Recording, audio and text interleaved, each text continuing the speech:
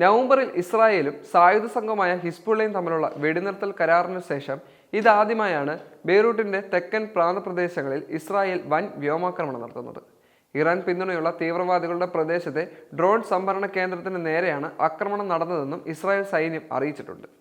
ബെയ്റൂട്ടിലുടനീളം പ്രതിധ്വനിക്കുകയും ആകാശത്തേക്ക് കട്ടിയുള്ള കറുത്ത പുക ഉയരുകയും ചെയ്ത ആക്രമണത്തിൽ ഇസ്രായേൽ സൈന്യം പരിസര പ്രദേശങ്ങളിൽ ഒഴിപ്പിക്കാൻ ഉത്തരവിടുകയും കെട്ടിടത്തിന് നേരെ മുന്നറിയിപ്പ് വെടിവെപ്പുകളുമായി 3 ചെറിയ ഡ്രോൺ ആക്രമണങ്ങൾ നടത്തുകയും ചെയ്തതായി സുരക്ഷാ വൃത്തങ്ങൾ വാർത്താ ഏജൻസികളോട് വ്യക്തമാക്കുകയും ചെയ്തിട്ടുണ്ട്. ഒഴിപ്പിക്കൽ ഉത്തരവിനെ തുടർന്ന് പരിഭ്രാന്തരായി താമസക്കാർ ഓടിപ്പോകുന്നതും കാറിലും കാൽനടയായി രക്ഷപ്പെടാൻ ഓടുന്നതും വെടിവെപ്പുകളും കേട്ടതായി ദൃക്സാക്ഷികൾ പ്രമുഖ മാധ്യമങ്ങളോട് പറഞ്ഞു.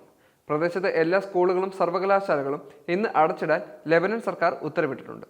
ഹദത്തിലെ ലക്ഷ്യമിട്ട കെട്ടിടം ഇറാനിയൻ പിന്തുണയോടെയുള്ള ഗ്രൂപ്പിൻ്റെതാണെന്നും അവിടെ അവർ ആയുധങ്ങൾ സൂക്ഷിച്ചിരുന്നതായും ഇസ്രായേൽ സൈന്യം അവകാശപ്പെട്ടു.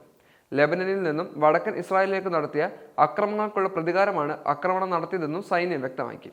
സുരക്ഷാ വൃത്തങ്ങൾ പറയുന്നതനുസരിച്ച് ഒരു മുന്നറിയിപ്പ് വെടിവെപ്പോ അല്ലെങ്കിൽ ഉദ്ദേശിച്ച ലക്ഷ്യം അടയാളപ്പെടുത്താനുള്ള ശ്രമമോ ആയിരുന്നുവെന്ന് കരുതുന്ന ഒരു പരിമിതമായ ഡ്രോൺ ആക്രമണം മുന്നറിയിപ്പ് നൽകിയ ഏകദേശം 1 മണിക്കൂറിന് ശേഷം ഒരു കെട്ടിടത്തിൽ ഇടിച്ചു വന്നു.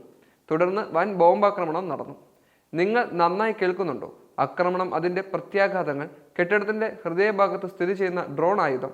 ഹിസ്ബുള്ള പഠിക്കാതിരിക്കാൻ ദൃഢനിശ്ചയം ചെയ്തിരിക്കുന്നതായും പാഠം നന്നായി മനസ്സിലാക്കിയിട്ടില്ല എന്നും തോന്നുന്നുവെന്നും ഇസ്രായേൽ സൈനിക വക്താവായ അവിച്ചായ് അദ്രയി പോസ്റ്റ് ചെയ്തിരുന്നു. ആക്രമണത്തിന് മണിക്കൂറുകൾക്ക് മുമ്പ് ഇസ്രായേൽ പ്രതിരോധ മന്ത്രി ഇസ്രായേൽ കാറ്റ്സ് വ്യക്തമാക്കി, കിരിയത് ഷിംനോണിയും ശാന്തതയും ഇല്ലെങ്കിൽ ബെയ്റൂട്ടിലും ശാന്തത ഉണ്ടാകില്ല. ബെയ്റൂട്ടിന്റെ തെക്കൻ പ്രദേശങ്ങൾ ദാഹിയ എന്നറിയപ്പെടുന്നു. ഹിസ്ബുള്ളയുമായുള്ള ശക്തി കേന്ദ്രമാണിത്.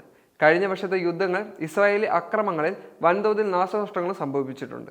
അതിന്റെ ഗ്രൂപ്പിന്റെ ശക്തനായ തലവൻ സയ്യിദ് ഹസൻ നസ്രല്ലെ ഉൾപ്പെടെ നിരവധി ഉന്നത നേതാക്കൾ അവിടെ വെച്ച് കൊല്ലപ്പെടുകയും ചെയ്തിരുന്നു. വ്യോമാക്രമണം വെടിനിർത്തൽ നിബന്ധനകൾ ലംഘിച്ചുവെന്നും ലെബനൻ പ്രസിഡന്റ് ജോസഫ് ഔണും വ്യക്തമാക്കി. ഫ്രഞ്ച് പ്രസിഡന്റ് ഇമ്മാനുവൽ മാക്രോണുമായുള്ള സംഭാഷണത്തിനിടെയാണ് അദ്ദേഹം ഈ പരാമർശം നടത്തിയിരിക്കുന്നത്. അദ്ദേഹം സമാനമായ ആശങ്കകളും പ്രകടിപ്പിച്ചിട്ടുണ്ട്. അതേസമയം മാർച്ച് 22-ന് വടക്കൻ ഇസ്രായേലിലേക്ക് റോക്കറ്റ് ആക്രമണം നടത്തിയതിനു ശേഷമുള്ള വെള്ളിയാഴ്ചത്തെ റോക്കറ്റ് വിക്ഷേപണത്തിൽ ഗ്രൂപ്പിന്റെ പങ്കാളിത്തം ഹിസ്ബുള്ള നിഷേധിച്ചു. ഇറാനിയൻ പിന്തുണയും ഗ്രൂപ്പ് ഉത്തരവാദിത്വവും നിഷേധിച്ചു. ലെബനനിൽ ഇസ്രായേലിന് സൈനിക പ്രവർത്തനങ്ങൾ തുടരുന്നതിന് ന്യായീകരണം സൃഷ്ടിക്കാനുള്ള ശ്രമത്തിന്റെ ഭാഗമാണ് ഈ സംഭവങ്ങളെന്നും ഹിസ്ബുള്ള അവകാശപ്പെട്ടിട്ടുണ്ട്.